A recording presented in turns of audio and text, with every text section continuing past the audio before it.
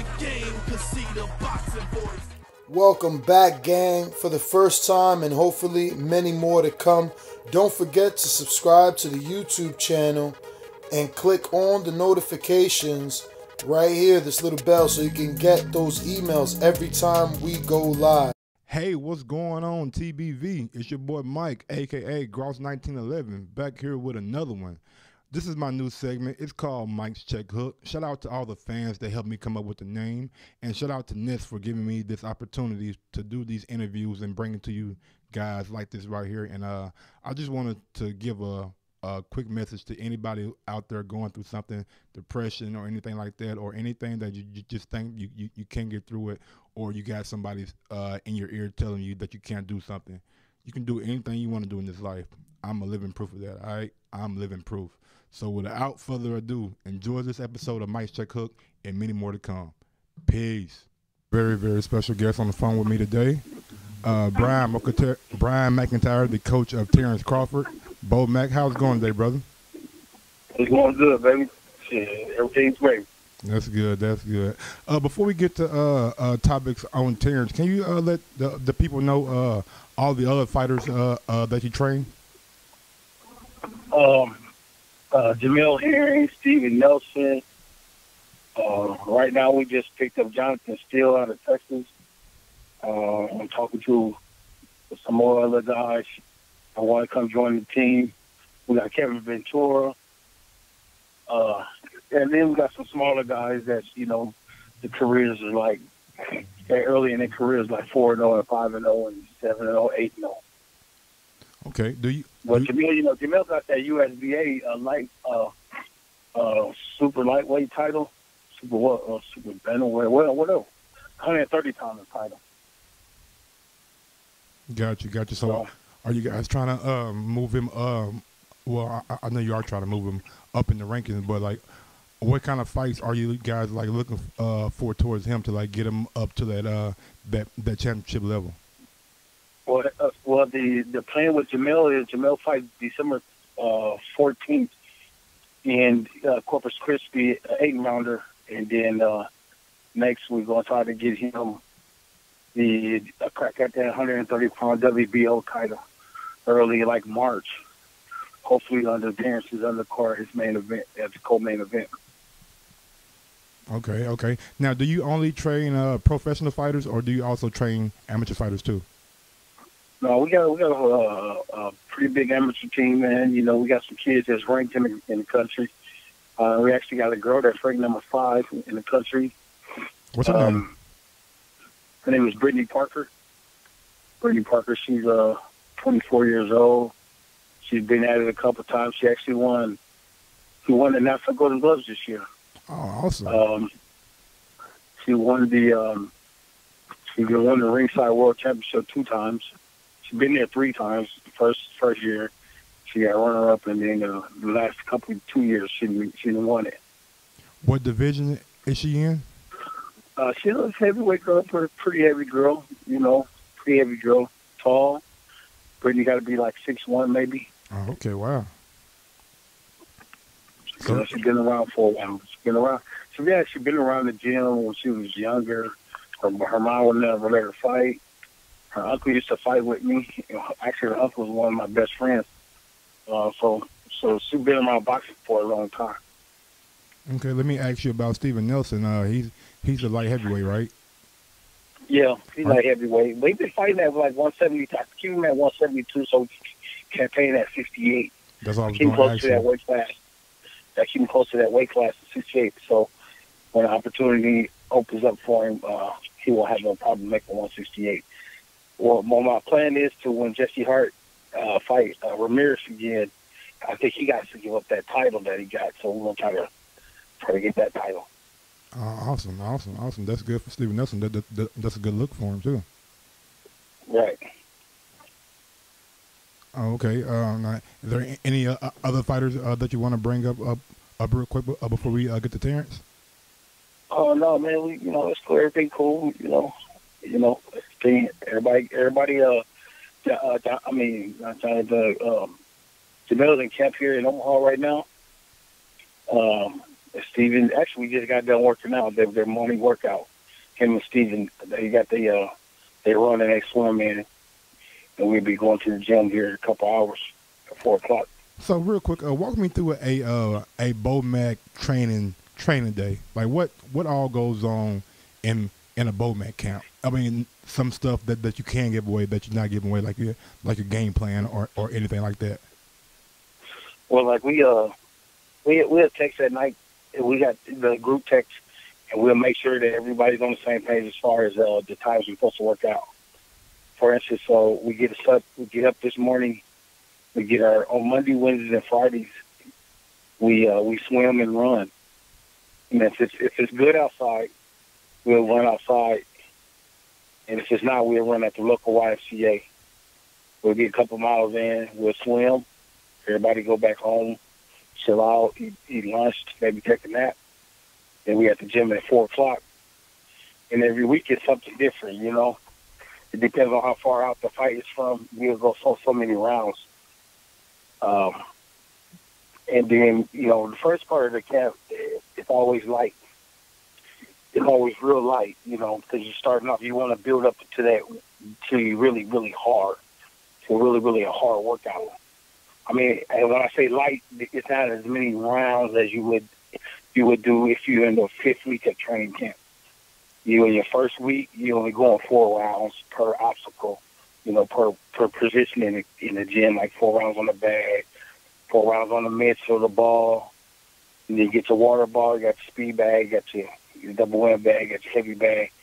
You know, you're going to the gym and work on 8 straight rounds. You do that when you, in the week of, whatever week it is, it might be like the 5th or 6th week of the training camp. You might be going 8 rounds. So, but we work out 2 or 3 times a day.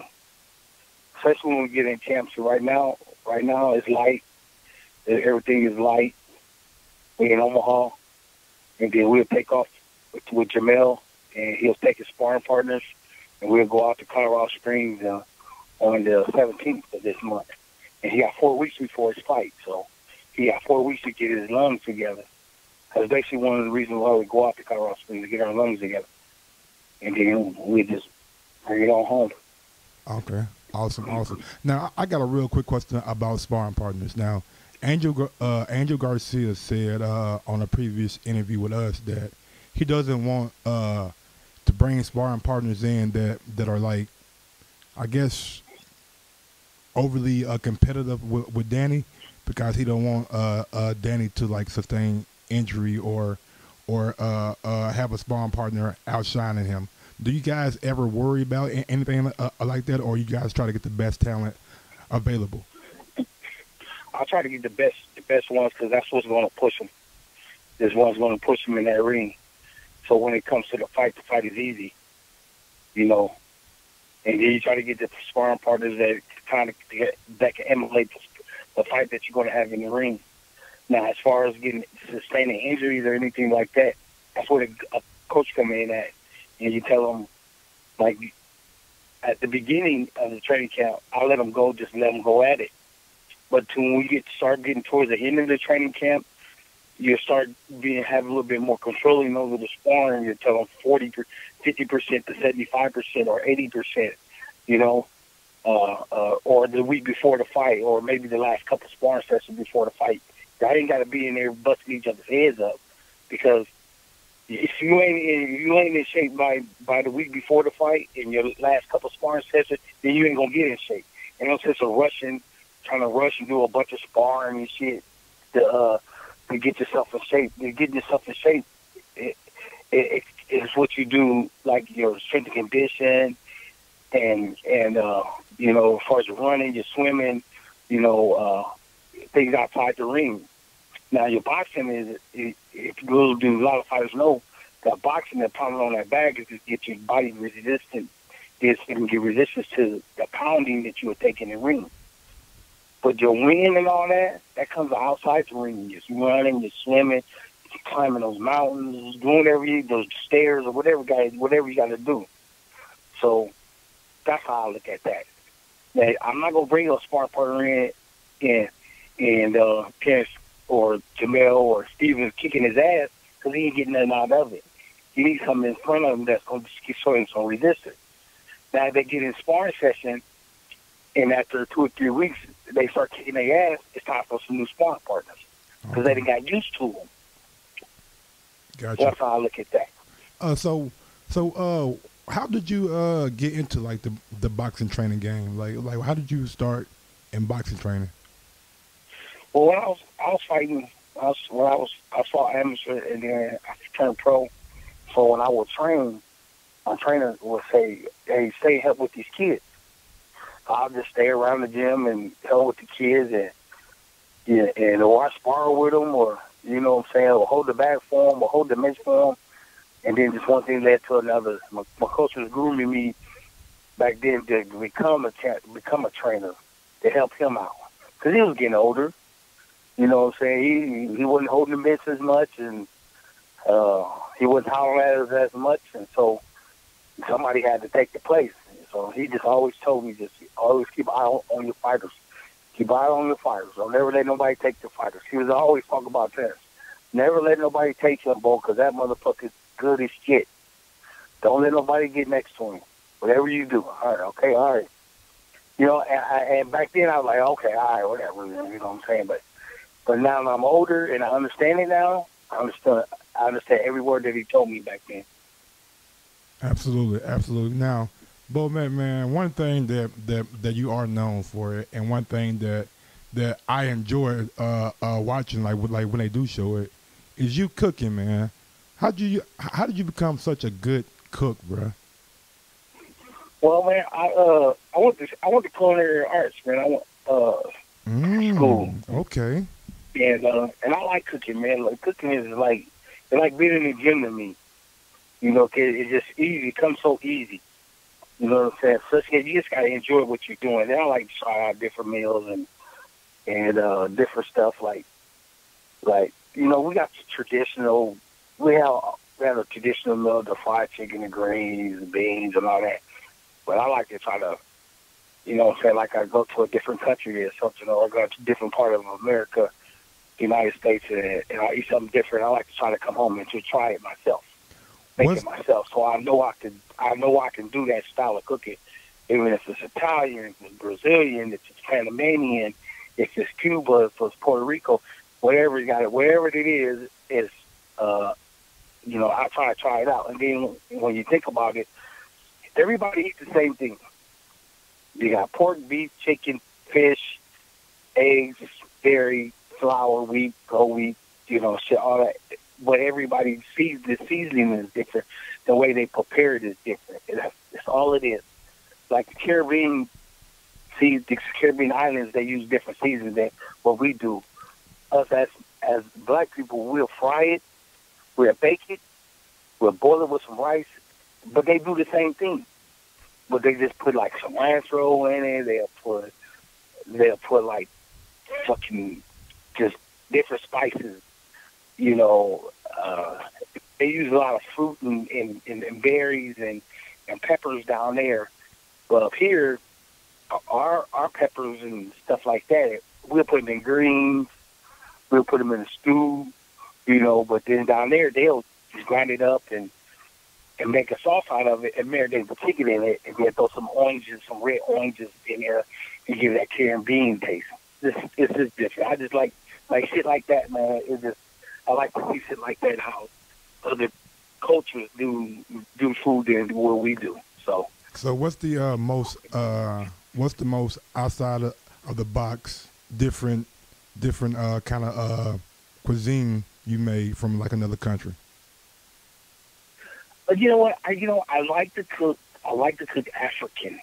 I like to cook African. Yeah, I like how Africans use like lamb. Like lamb in the United States, man, they use lamb it's a delicacy in the United States. Like lamb chops. You know, white people don't eat lamb shanks unless you at a Greek restaurant, or they'll boil it and then take the meat off of it. But like Africans, they'll boil a lamb shank for hours, man, and then make some rice and beans on the side, I mean, it's just amazing, and just the different styles of seasonings that they use and shit. So, well, you got me over here hungry, man. I love fucking lamb. Well, hey, man. Well, shit, man. Let's go ahead and get to what all the people want to hear about. Terrence Bud Crawford, man. How's he doing, man? He good, man. He good. I'm supposed to be meeting here in a little bit. We're going to the gun range, man. Oh, man. What y'all shooting? Man, we got, between the two of us, we probably got about 20.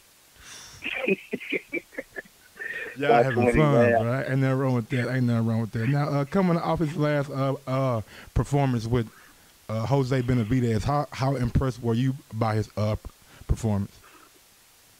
I was cool with it. I wanted him to use his legs a little bit more, you know, because Benavidez was trying to tie me, and but he was like, "Cool, coach, I got it. It's cool." You know, he's not hitting me, so I was like, "Okay, cool." You know, because you also, well, a lot of coaches, when y'all hear this, man, if you're young coaches, you gotta listen to your fighter. You gotta listen to him. You know what I'm saying? Y'all gotta talk it out. Y'all gotta be able to work together. Now, I wanted him to use his legs more because I want him to find a rhythm a little bit more. But he was like, "Coach, I got it," because he really ain't doing that, but just trying to counter that one shot. So I was like, "Okay, cool." You know, and I'll give him an A plus or A minus in between. You know, some things he could have did better. You know, some things that he did superb. But overall, man, he got the job done. I don't know if you know BoMac, but I'm a huge Terrence Crawford fan now. But I got to give it to you both ways now. There are people out there, there are naysayers, there are critics out there that are saying it took him 12 rounds to get rid of one fighter. What do you say to those critics? Well, you ain't got to rush into nothing, man. You ain't got to rush into nothing. Don't rush it. He took his time. He did what he had to do. He boxed the dude down. He boxed him and he broke him down. When you think about it, he broke him down. Because Benavidez, man, he was game. He was game. He didn't come in there to collect no checks. He came in there to beat Terrence's ass. And so you just got to be careful, man. You don't, and one thing about Terrence, like I always tell him, you don't have to get into a firefight with these cats, man. Just box the shit out of them. Box their ears off and break them down. Because that's the name of the game is boxing. Once you box the shit out of them and you know you got him, then you're going for the kill. You got to rush in there and try to kill him right away. For what? So when you can make a mistake, you keep breaking him down, and then once you see it, then you'll go. How do you... I don't give a damn what the critics say. He got the knockout. He kept his belt. He shut the boy up. And we're going on to the next fight. How do you hold Terrence back from his that mean streak that he has that wanted to sit right there and trade with people and try to get the knockout? How do you hold him back from that? Well, you know, like I said before, like we talks in the corner. You know, I ask him what he see. He'll tell me what he see, and I'll tell him what I see, and I'll just tell him just watch out for this and watch out for that. You know, Terrence is a technician anyway. You know what I'm saying? But so I don't have to hold him back as a trainer because when he see anything out there and you know he can take advantage of it, he's gonna take advantage of it. You know, and he ain't that type of fighter where he gonna rush out there and try to hurry up and knock you out. Shit. He's gonna break your ass down and beat you up. And then it's easier as a fighter when you break a fighter down and he has nothing left in him. Just a couple like Benavidez, Jose Diaz, he broke those cats down. Mundy, he broke them down. Then he went and knocked them out and shit. Jose just his corner stopped it because Diaz he was gonna go on for the rest of the fight, just keep getting his ass kicked because of his heart. But you know. Just let them do their thing, man. Just let them do their thing. You know, every fighter is different. Every fighter that I got, and all fighters ain't the same. You know, some fighters like to go out there and get that knockout and shit, and some fighters like to break your ass down and kick your ass and then knock you out. Okay, So, now, recently, a couple weeks ago, I don't know if you heard it, but it was on ESPN Plus. Michael Coppinger says Terrence, in his opinion, is the pound-for-pound best fighter in the world. So I'm giving him credit for that. But he also said that he hasn't really fought anybody on his resume. What do you say to that? Hey, that's his opinion. He always says that, man. That don't surprise me when he opened up his mouth.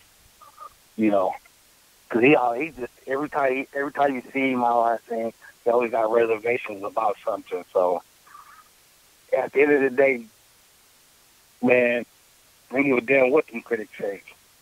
Everybody know who the best pound for pound fighter is in the world. Talk your shit, BoMac. You know.